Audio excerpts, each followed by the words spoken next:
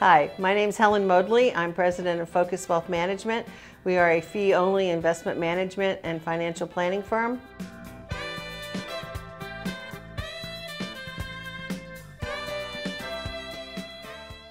The question not is how does a nurse go into being a wealth manager? The question is how does an entrepreneur ever become a nurse? And the answer was I was a student at George Mason. I was a chemistry major for some odd reason.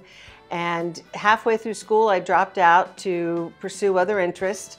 And when I came back, I re-enrolled in chemistry, and went to my dad and said, "Dad, it's time for tuition. I'm going back to school, and here's my tuition payment."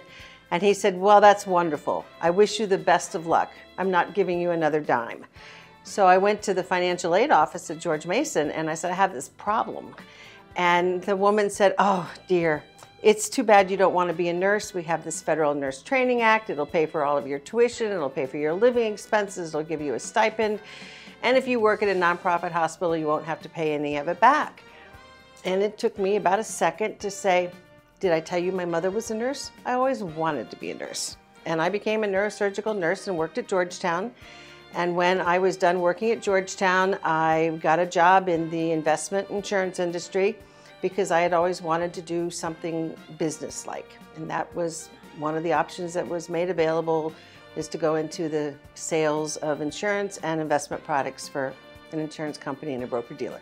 I call that my time spent on the dark side. And I guess during that time while I was at Georgetown, my father died suddenly, heart attack, on the golf course, which is how he had planned it. But my mother was left absolutely adrift. She had no idea how to pull the finances together. She didn't understand what they had and what they didn't have. She was under the impression that he had life insurance and he didn't. She didn't understand how to work through Social Security. And I remember being 21, 22 years old, trying to help her through all of this. So here you have a woman who is grieving, but facing the toughest intellectual hurdle that she's ever come across, and that it has to happen at the same time. And I remember thinking that nobody should have to do this. So that's one of the reasons why I wanted to leave nursing and go into something to do with financial, because I realized that I knew nothing about it and didn't learn a thing in school about how to manage finances. So gradually, after being in the insurance and investment world for a while, I got frustrated with the fact that every piece of advice had to generate a commission. You end up with an integrity disconnect at some point. So I had learned about a CPA firm nearby that had a financial planning practice, and they were looking for someone. So I joined them and really enjoyed the planning aspect.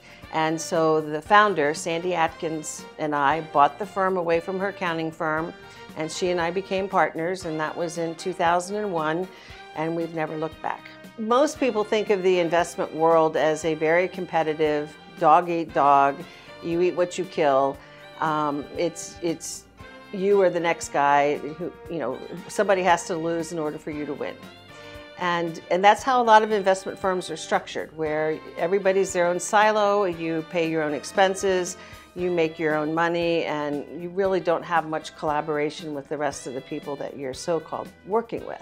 Our firm is very different. From the very beginning, we did not want that model. I had worked in that model in the insurance and the investment world.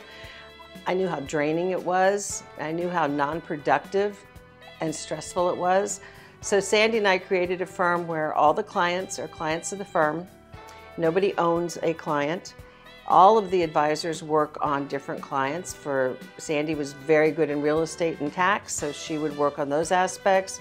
I'm very good with retirement plans and investments. I work on those. So we all took turns working on different issues, whatever came up with the clients. But our firm is collaborative. We all work together. It's important for us to have really high caliber employees, pay them really well, keep them really motivated, because those are the kinds of people that are real assets to our clients.